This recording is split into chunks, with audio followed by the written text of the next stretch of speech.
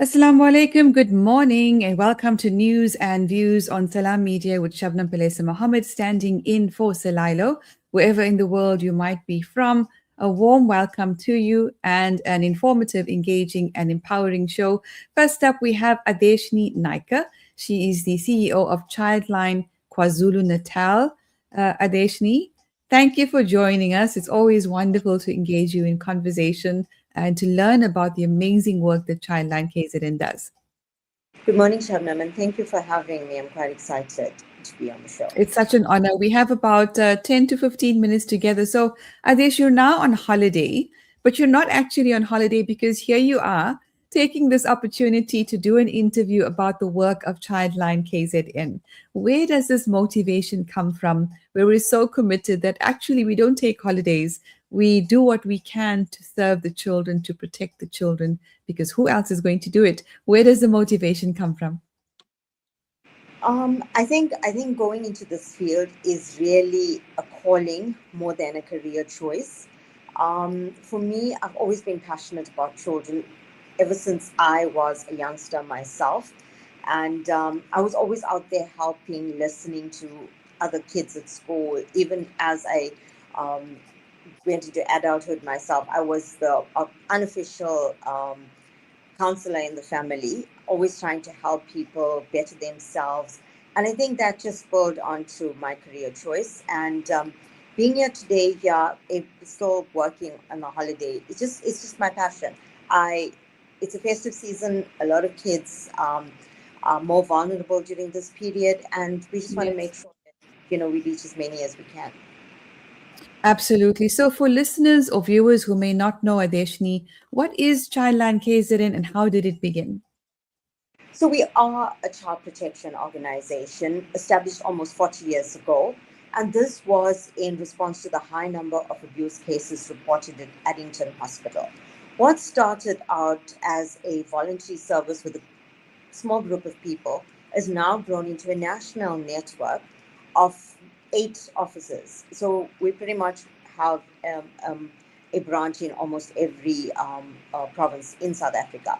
But interesting enough is that we are not just a national network, we are part of the Child Helpline International Network. So that's pretty amazing for us.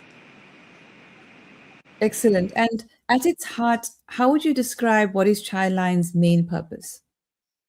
I think the main purpose is really about protecting children and giving them a voice. And of course, ensuring that their rights are not violated. We want every child to feel safe, to be heard, to know that we know what matters to them and to help keep them safe. We want to also be able to restore their sense of dignity. We just want to be able to be there for any child that finds themselves in any vulnerable situation, feels unloved, feels unsafe. Very often, our children don't have the opportunity to speak about what is hurting them at home. They don't have the safe space. We want to be able to be there, a kind voice at the end of that call, a kind face across the desk in a session. We just want to be able to make them feel better and to help them put their lives back together. Mm. Additionally, what are the common challenges or crises or issues that children tell you they're facing in KwaZulu-Natal? The most common category of neglect, of abuse, is neglect.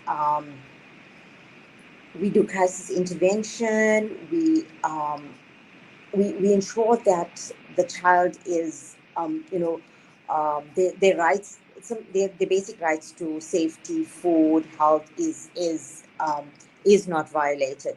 But sadly, the second category is sexual abuse.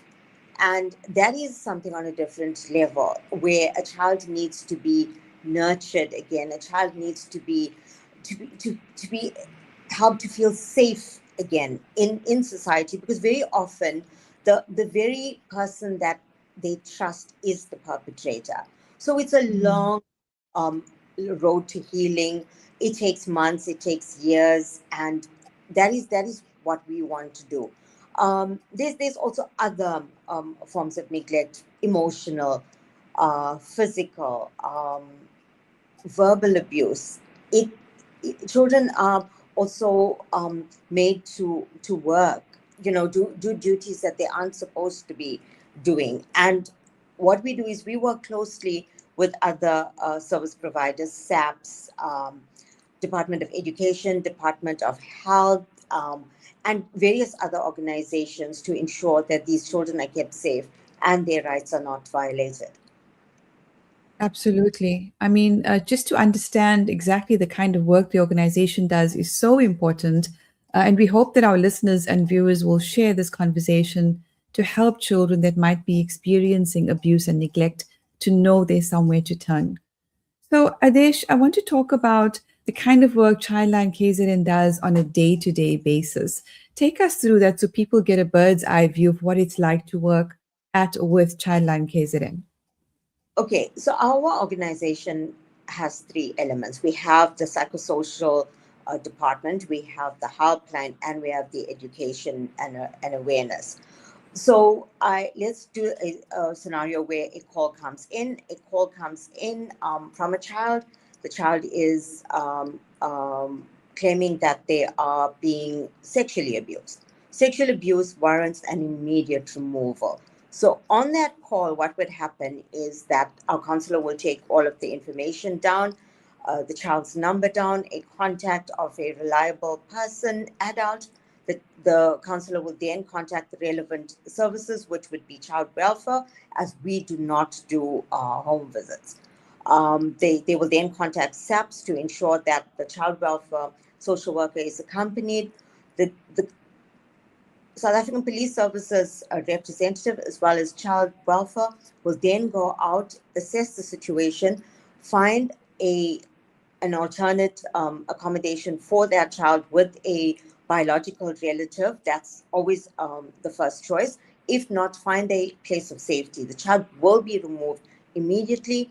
The call comes back to us. The case comes back to us. We ensure that the child is now safe. Our social worker steps in and ensures that the child has psychosocial therapy.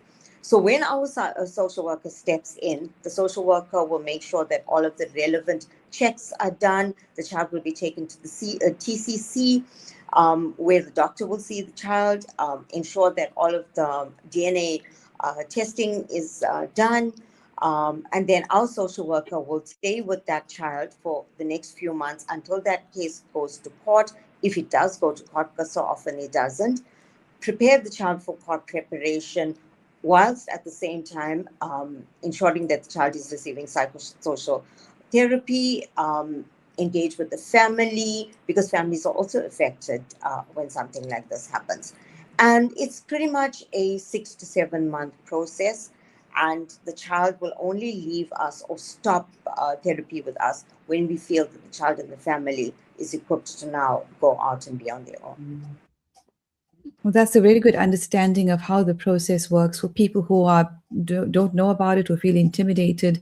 That's a very important piece of information. Adeshnie, Childline is well known for its helpline.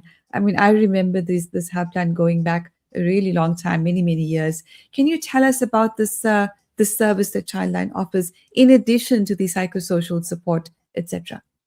Okay, so our child helpline services run 24/7. That office does not close. It does not lock. It's Christmas Day, New Year's Day, and at the moment there's staff there. What's very interesting and what has changed from the time that you remember the number is that it's no longer the 08,000 number. We now have a new number, 116. It's still toll free. It's just easier for the kids to remember. But what is very, very interesting about this number is it is the same number shared by 33 helplines in Africa. So Fantastic.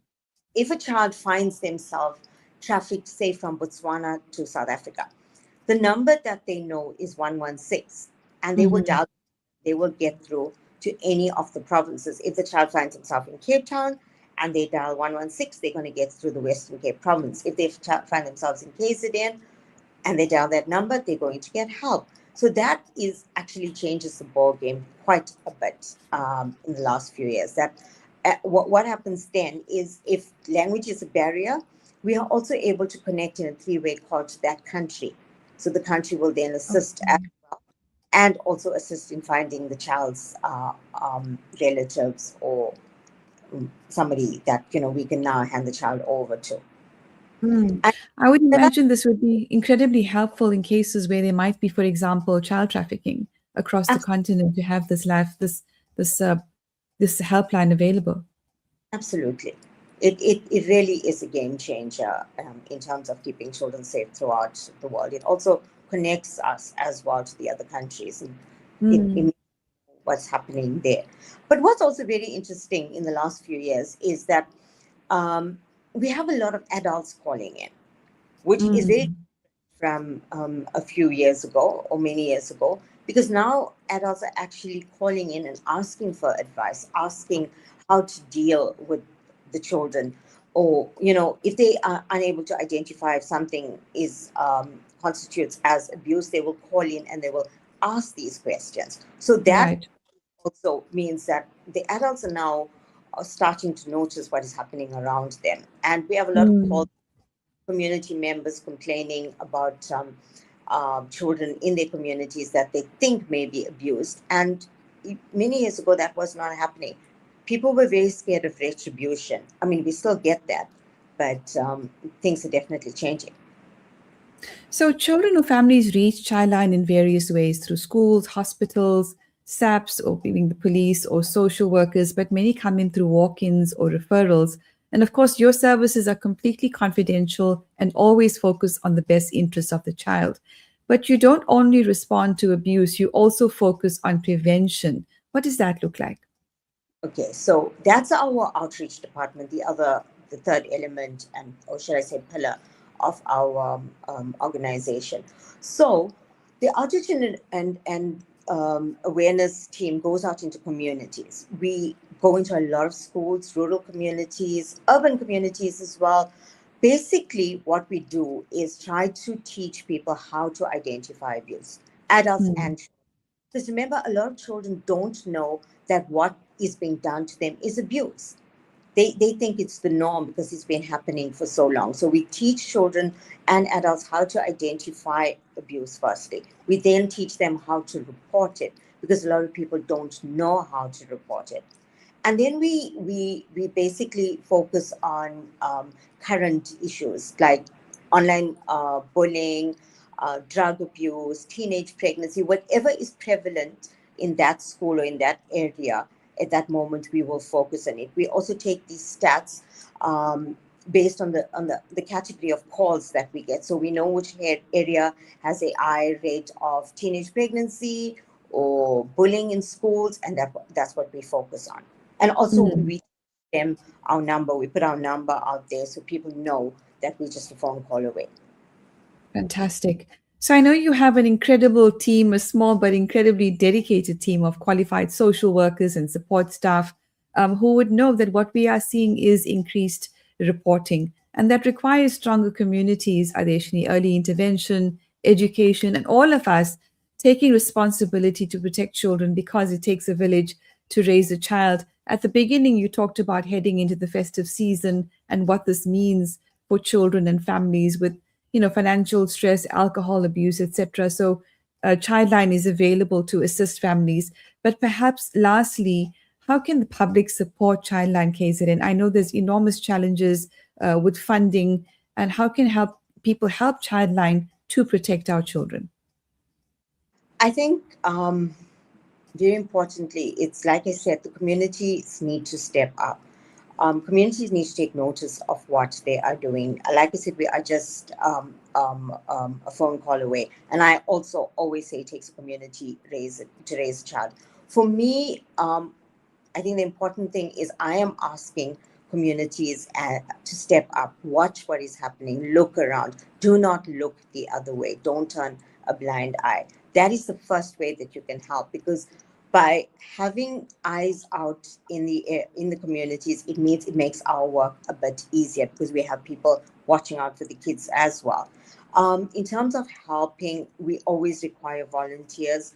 Volunteers not necessarily to actually work with the children, because there's a lot of red tape surrounding that. We need service providers to assist us with the challenges that we are. Of course, financial challenges is always a problem. It's constant. But we're not always looking for monetary donations. We are looking for service donations. If there's someone out there that could help us with the electrical in our office, if there's somebody that could help us with repairing our vehicles, we are always willing to, take in any sort of form of donation or help. We need volunteers at our fundraisers. We need people to help us to put events together. There's just so much. There's always something that someone can do. Absolutely, Adeshnie, and certainly the call is endorsed and emphasized. Please support Childline KZN and help us to serve and protect our children so they can live a life of peace and dignity and healthy, a joyous life that they all so desperately deserve. Thank you very much, Adeshnie. So grateful for you and the work that Childline KZN does. Take care. Thank you. Thank you for having me. Adeshnie Naicker, their Childline KwaZulu-Natal CEO, doing incredible work. Join us on the next link. We'll be talking to Professor Jeff Halper about international NGOs being restricted from operating in Palestine.